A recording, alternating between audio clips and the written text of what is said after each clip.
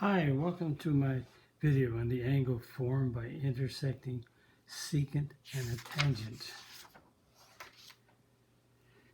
So question 1, we have this arc is 100. We have this arc is 160. So all the way around we have a 260. So this means that this arc here is 100. So this is the secant because it's a segment that cuts the circle at 2 points here and here. This is a tangent cutting the circle at 1 point. So it's the same relationship that angle X is going to be a half of the large arc, which is 160, minus the smaller arc, which is 100. Notice the secant and the tangent are both cutting off this arc and this arc. So X is a half of 60 degrees. We work the inside first, and a half of 60 gives me 30. So this angle is 30 degrees. And number 2, again we have a secant and a tangent. So let's see what angle ABV is 85. Angle ABV is, so that's 85 degrees right there. The arc BV is 70. Okay, there's the arc BV is 70. And the angle C is 2/3 x minus 20. So this is 2/3 x minus 20. So that means that this angle formed by the secant and the tangent, this angle C, is a half of the arc AV minus the arc BV. But we don't have this arc. This is ABV is an inscribed angle made up of 2 chords with the vertex on the circle. So that means that this inscribed angle is half of this arc. So that means that this arc is 85 doubled is 170. So that means that the angle C is a half of the arc AV minus the arc BV. So that means angle C is 2/3 x minus 20. A half of AC is 170. And BV is 70. So we got 2/3 x minus 20. A half, the inside, 170 minus 70 is 100. So 2/3 x minus 20, half of 100 is 50. And we have no quadratic, just linear, so we'll move the 20 to the right side and make it positive. So 2/3 x equals 70. And so this is a fraction, so we can multiply by 3 and divide. So let's multiply this fraction by 3/2. 3/2 times 2/3 gives me 6/6, which is 1, so they cancel. And 2 into 70 is 35. And 3 times 35 is 105 degrees. So that means X is 105. Okay, and we have one more to do. Let's have a look. Again, we have a secant and a tangent. Again, this angle formed by the tangent and the secant right here.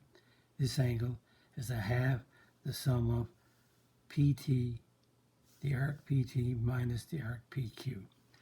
So let's PQ, the arc PQ is 3x plus 2 degrees. PT arc, the arc PT is 7x plus 8. And it says find angle N, find arc PQ, arc PT, and the arc QWT.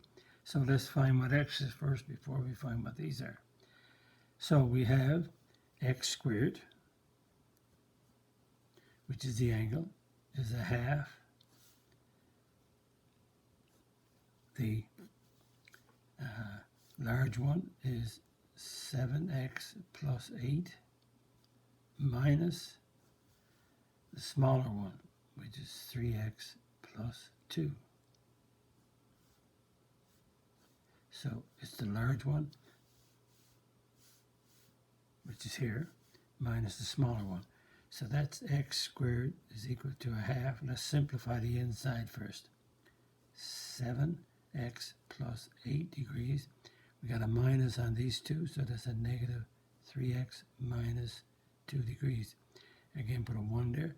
Negative 1 times 3x, negative 3x, negative 1 times 2, negative 2. Let's simplify the inside first. So 7x minus 3x is 4x, and 8 minus 2 is plus 6. And because they're even, let's take a half. So x squared is equal to half of 4x is 2x, half of 6 is 3. Quadratic, so we make it equal to 0. Move the 2x over, move the 3 over, make them opposites because we're moving it across. And the product is a negative 3, and the sum is negative 2. So 3 times 1 is 3. Product is negative, so it's got to be a plus and a minus, and the sum is negative, so it's got to be negative 3 plus 1. So x minus 3 and x plus 1. 30 degrees. So x minus 3 degrees is 0. X plus 1 degree is 0. So x is 3 degrees, or x is 1 degree. Now, we want to find all these. So, almost a mistake here. No, that's a plus, so that should be a minus. So let's do one at a time. Angle N. Angle N is x squared. So that's 3 squared. So that's 9. Then we got the arc PQ. The arc PQ is 3x plus 2. 3x plus 2. So x is 3, so 3 times 3. Notice I'm not putting the degree in. 9 plus 2 is 11. And now we can deal with, we're going to deal with the PQ. Oh, the arc. Now I got PQ. I got the arc PQ done. I need to deal with the arc PT. PT is 7x plus 8. And again, we're dealing with the 3. So 7 times 3 plus 8. 21 plus 8 is 29. And we had to find what the QWT,